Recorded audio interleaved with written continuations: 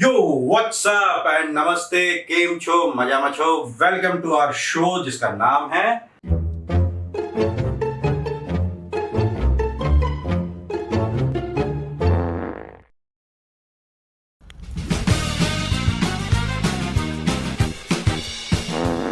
और आज हमारे साथ जो एक ऐसे पर्सन, एक ऐसे मेहमान आए हैं जो खोलने वाले हैं एक बड़े आदमी के राज। जोर जोर से बोल के लोगों को स्कीमें बता दे। लेकिन वो एक बहुत बड़े आदमी के साथ काम करते हैं, तो उनका नाम है मोटा भाई। वो करते हैं अनंत अंबानी जी के साथ और अंबानी फैमिली के साथ बहुत सालों से काम। वो है उनके मैनेजर, जो पर्सनल लाइफ और प्लस प्रोफेशनल लाइफ, कंपनीज, वो सब का काम वो अकेले ही देखते हैं, एक तरह से देखा जाए तो। आज हमारे साथ है मोटा भाई। मोटा भाई केम छो? मजा मचो भाई, मजा में। Welcome to our show. तो मोटा भाई, सबसे पहले मुझे ये बताइए कि आप अंबानी फैमिली से और अनंत जी से कब से जुड़े हुए हैं? देखे ना भाई, क्या है कि मैं आनंद जो मोटा भाई है ना, मैं उसको जब वो सच में मोटा नहीं था ना, तो मैं उसको बहुत छोटे से उसके साथ में जुड़े लाए। तो मैं अच्छा। हाँ, मैं उसको बचपन से जानता है और फिर मैं उनके साथ जुड़ गया। तो मेरा सबसे पहला क्वेश्चन है, ये पदयात्रा है जो जामनगर से और द्वारका तक हुई है, तो ये पदयात्रा क्यों, मतलब किस पर्पस से है और क्या इसके पीछे राज है, ये जो न्यूज़ मीडिया में दिखा रहे हैं? देखिए क्या है कि मोटा भाई जो है ना, जब शादी हुई ना उनकी, तो राधिका बेबी ने बोला कि अभी तू मतलब इतना मोटा अभी भी रहेगा क्या, जाके जिम विम ज्वाइन करने का ना। तो वो नहीं किया और वो बोला कि मैं मतलब अभी क्या मैं पतला होएगा, मतलब क्यों जिम ज्वाइन करने का। तो इनके बीच में शादी के तुरंत बाद ही ना तू मैं शुरू हुआ। वणकम मापड़े। अयो अयो। और वो शुरू हुआ ऐसा ना, तो मैंने भी मोटा भाई को बोला कि मोटा भाई अभी आपको जिम नहीं करने का है तो नहीं करने का है। ओह, हाँ, अच्छा। और फिर मैंने उनको एक आइडिया दिया कि अभी क्या करो, अभी शादी हुआ है नया नया, तो अभी आप ऐसा करो कि आप वॉकिंग कर लो, आप जॉगिंग कर लो। तो उनको वो भी नहीं करने का था। अजीब जबरदस्ती है यार। चलो अब जल्दी से सच बता दे। ए, जबान संभाल के बात कर जाड़िए। उस पदयात्रा में मोटा भाई, एक सेकंड, उस पदयात्रा में उन्होंने एक पूरा ट्रक खरीदा था मुर्गियों से भरा हुआ और मुर्गियों को बचाया था। कुछ टाइम तक मुर्गी हाथ में भी लेके वो चले थे। किधर है? तो मतलब वो क्या था, वो क्यों मुर्गियों को बचाया? क्योंकि देखिए, जामनगर में तो उनका पर्सनल जू है, तो उसमें तो शेर है, लॉयन है और भी मांसाहारी जानवर है, तो उनको क्या खिलाता है? घास फूस। या अगर वो जो ट्रक बचाया था उसको क्या जामनगर भेजना था? और अगर वो सिर्फ मुर्गियों को बचाना था तो वो मुर्गियां बचा के उन अंडों को, वो मुर्गियां फिर अंडे देती, उनको पालते, फिर अंडे देती, और अंडे का करते क्या? देखिए क्या है ना मोटा भाई, अभी रुको तो सुनो। क्या है कि वो पदयात्रा में वो मिला एक ट्रक और वो ट्रक से हमने मुर्गियां निकाल ली। अभी वो ट्रक पूरा खरीद लिया। तो वो जामनगर का छोड़ दो, क्या है वो हमारा पर्सनल जो है, वो हमारा पर्सनल मीटर है, हमारे मोटा भाई का है वो सारी चीजें। अभी उधर शेर क्या खाएगा, लायन क्या खाएगा, उसको आपसे क्या लेना देना है ना? ना, आप बात सही बोलो कि आपको कुछ लेना देना है कि नहीं। देखो हमने मुर्गियां बचाई, लेकिन बाबा हमारे साथ में इतने सारे लोग थे, हमारा स्टाफ था, हमें प्रोटेक्ट करने वाले थे। वो थोड़ी ना खाते ना, वो तो घास फूस नहीं खाते, वो हरा भरा कबाब नहीं खाते ना। अब दिन में रात भर चलने का, उधर पे बैठने का, तो कुछ तो भी तो खाने पीने को लगता है ना बाबा। तो हमें ट्रक मिला, हमारे बाबा ने वो मुर्गियां खरीदी। अब वो जरूरी थोड़ी ना उतनी सी मुर्गियों को जामनगर भेजेंगे बाबा। क्या पता वो ट्रक चलते चलते ही रात में सीख कबाब बना होगा, तंदूरी बना होगा। मुझे एक और क्वेश्चन ये था कि जो अनंत जी की जो वेडिंग हुई, तो वो शादी के पहले 2-2.5 महीने तक प्री वेडिंग चली। एक सेकंड, वो टेंट वाला बार बार फोन क्यों लगा रही है मेरे को? तो मतलब ये क्या, प्री वेडिंग जनरली एक दिन शूट होती है और फिर अपना एक आध दिन कॉकटेल पार्टी होती है पहले, और फिर वेडिंग में प्री वेडिंग दिखा देता है, वीडियो। 2-2.5 महीने प्री वेडिंग चलने का रीजन क्या था? अब हम इन रईस लोगों का होता है ना कि अभी जो भी करने का ना, खुले दिल से एंजॉय करने का।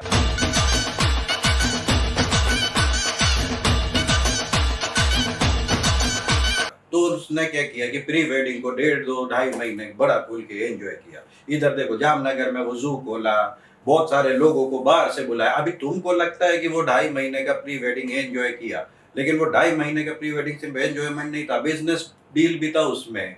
अभी वो कौन है जुकरबर्ग, क्या है नाम, वो फेसबुक वाले को, उसको भी बुलाया, ट्विटर वाले, बहुत सारे लोग आए ना इधर पे, और उनको मिला के, दिखा के, घुमा फिरा के, खिला पिला के डेटा का सीधा वो हुआ है, बिजनेस डील हुआ है। अभी उसने क्या बोला हमारे बाबा ने कि मैं तेरे को इंडिया का पूरा डेटा देता है, तू मेरे को वर्ल्ड का डेटा देने का, खिलाने पिलाने लाने ले जाने के खर्चे में पूरे वर्ल्ड का डेटा मिला। हमें तो बुलाया नहीं, और क्या ही बोले, हम भी तो उनके शेयर होल्डर थे, हमें तो नहीं बुलाया।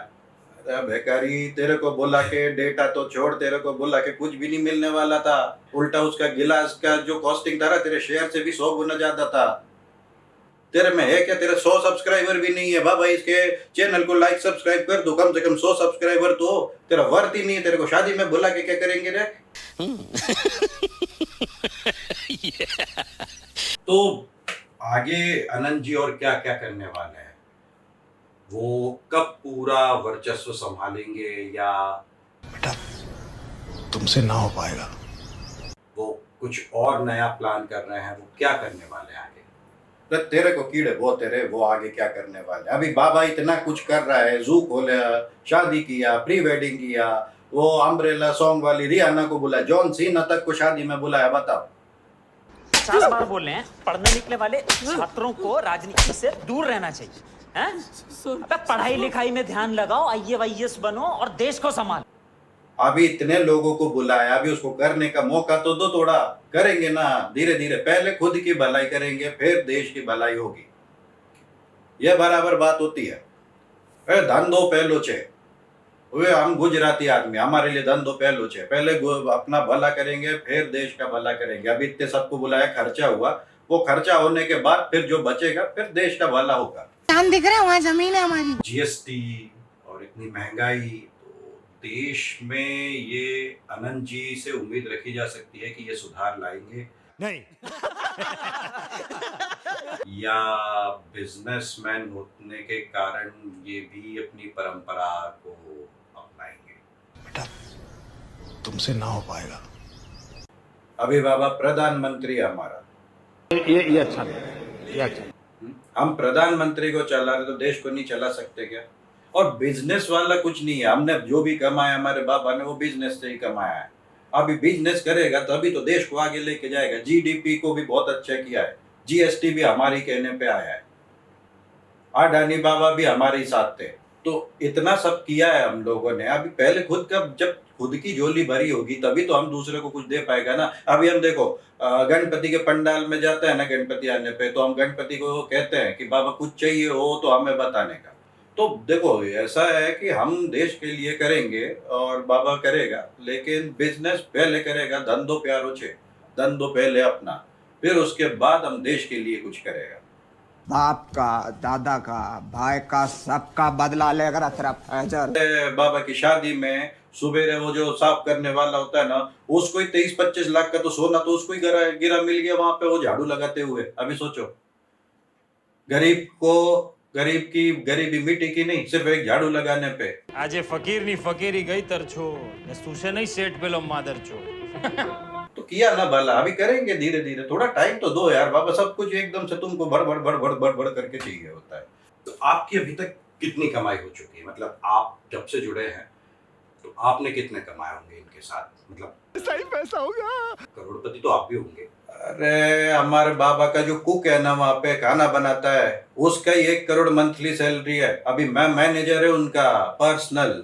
अभी मैं पर्सनल मैनेजर होने के कारण मैं कितना क्या क्या नहीं कमा सकता ना, ये बता। आदमी देखा नहीं कि भिखारी की तरह भीख मांगना शुरू। हाँ, तू बेकारी है, तेरे से ज्यादा ही है मेरे पास, लेकिन ना बाबा से तो कम ही रहेगा ना। तो चलिए मोटा भाई, आपने बहुत सारे राज खोले, आपने सच में बताया कि जो हम अभी तक सोचते थे वो तो कुछ और ही थी कहानी, और रियल कहानी तो सब आपने जो बताई। हाँ ना, तो बहुत मजा आया आपसे बात करके, और थैंक यू सो मच मोटा भाई, आप आए और आपने इतना टाइम दिया। एंड बने रहिए हमारे साथ अगले एपिसोड में, क्या पता कुछ बहुत ही मीनिंगफुल कोई गेस्ट हमारे साथ आ जाए। So don't forget to subscribe, like, comment and share.